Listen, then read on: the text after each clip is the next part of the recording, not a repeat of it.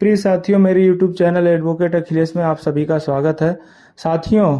प्रायः मुकदमों में यह देखा जाता है कि बहस हो जाने के बाद पीठासीन अधिकारी पत्रावली को आदेश में सुरक्षित रख लेते हैं और कहीं कहीं तो ये देखा जाता है कि पीठासीन अधिकारी आदेश में सुरक्षित रखने के उपरांत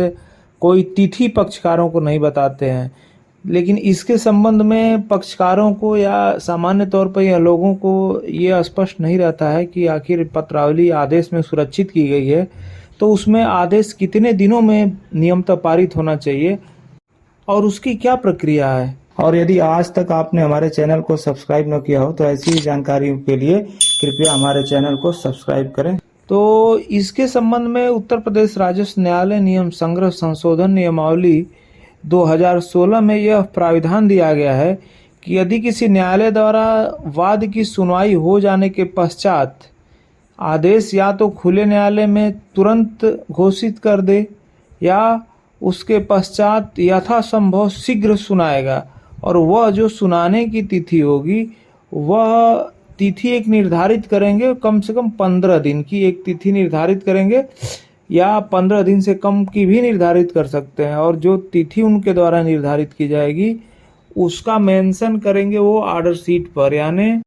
आदेश पत्रक पर उस तिथि का निर्धारण करेंगे और दोनों पक्षों के अधिवक्ताओं के हस्ताक्षर उस ऑर्डर शीट पर कराए जाएंगे।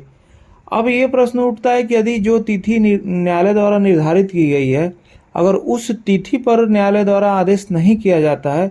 तो क्या न्यायालय उस समय सीमा को, आदेश की समय सीमा को बढ़ा सकता है या उसके लिए क्या प्रावधान है। तो राजस्व न्यायालय नियम संग्रह संशोधन नियमावली 2016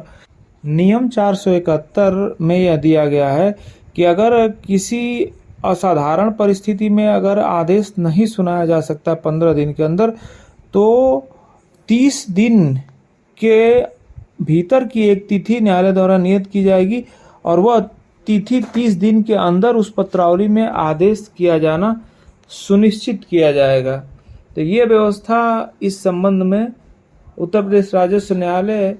नियम संग्रह संशोधन नियमावली 2016 के नियम 471 में प्रदान की गई है।